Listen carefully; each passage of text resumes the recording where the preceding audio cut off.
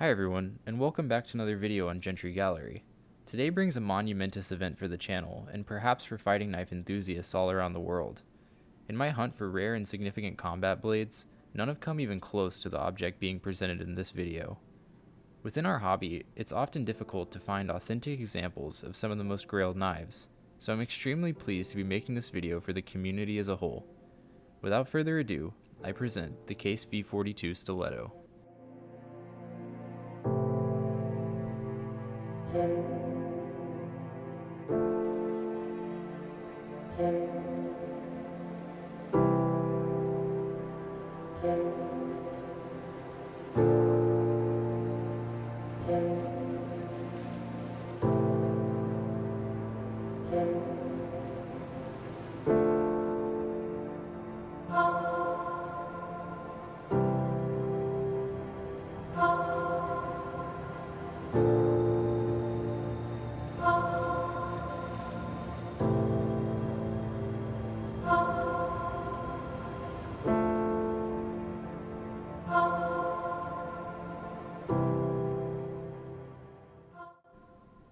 Many of you may know a thing or two about this dagger.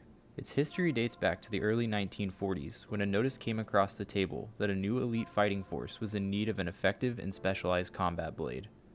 Of course, this unit was the 1st Special Service Force, or fssf, otherwise known as the Devil's Brigade. I'll be making another video in the future going further into depth on the exploits of the fssf, but for now, just know that they were a highly trained US-Canadian joint unit of mountain commandos whose primary function was to infiltrate enemy lines and take out as much of the opposition as possible. The V-42 was said to be designed by fssf Lieutenant Colonel Robert T. Frederick. Frederick had served in England and had seen the effectiveness of their legendary Fairbairn-Sykes commando dagger. While the two blades may seem similar at first glance, there are some huge changes in the design that set the V-42 apart. The first and most obvious is the relieved thumb grip on the ricasso. This iconic design had serious function behind it. When holding the knife with the thumb on the blade, it forced the user to fight with a fencing grip. This grip kept the blade of the knife in a flat parallel with the target, allowing for significantly better handling, control, and penetration when slashing and thrusting. The flat plane position greatly improved the dagger's ability to slide between ribs and other obstructions in the body. The next iconic feature of this dagger are its concave hollow ground facets on the high carbon steel blade. Unlike the squared edges of the Fairbairn-Sykes, the V-42's concave facets allowed for greater penetration. Combined with its needle-tip blade, it is said the V-42 was so sharp that it could easily stab through a steel helmet. While this unique grind allowed for greater thrusting potential, it came at the cost of durability. A known issue with the knife was the blade becoming lodged in bone and breaking upon extraction. The V-42 was also criticized for its ineffectiveness as a utility blade, with even a moderate amount of leverage or torque often causing breakage. The next component to talk about on the V-42 is its guard. The guard of the knife is composed of a thin steel crossguard with a strip of leather applied to the grip side. On many examples, you'll find the leather detached or completely missing. The adhesives used to maintain their bond degraded easily with time and use, so finding an example with a fully intact guard is an amazing feat. This particular V-42 is in near mint condition, giving you an idea of what the guard should look like. The grip of this dagger is significantly thicker than that of a Fairbairn-Sykes. Its convex design provides an exceptional full palm grip, and its unique carved leather surface keeps the user in full control of the razor-tip blade. The final design aspect to discuss is the iconic skull crusher pommel. While this design has been seen on other fighting knives, its implementation on the V-42 is especially deadly. The tip of the skull crusher is extremely sharp, making it an adept piece of kit for smashing through a myriad of materials. I'll let your mind wander on that one. It's thought that the inclusion of the skull crusher pommel was promoted by the fssf supply officer, Major Orville Baldwin.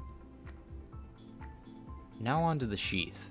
The V-42 sheath is almost as specialized as the dagger itself. It features full grain leather construction and is held together with a series of staples and rivets. The most noticeable aspect of the sheath is its unusual length. The unwieldy 20+ inches of sheath were intended to allow the knife to ride low on the leg. This was necessary for quick access due to the long parkas worn during mountain warfare. This particular example features an early unmodified sheath. but later production would include a steel plate on the rear near the point of the dagger. This was included because of complaints that the needle tip was puncturing through the leather and into the soldier's legs. There were also a very small number of short scabbards. These were issued to Marine and Navy troops and are exceptionally rare, even by V-42 standards. I might discuss that variant further in a later video. When it came to manufacturing the V-42, the contract was sent to 3 cutlery companies for consideration. These included Camillus, Case, and Cattaraugus. In the end, Case won the contract from Lieutenant Colonel Frederick and began fulfilling orders for the knives in 1942. Because of the limited supply ordered and the intricacy of the design, each V-42 was essentially handmade, meaning that there will be some slight variations in each example.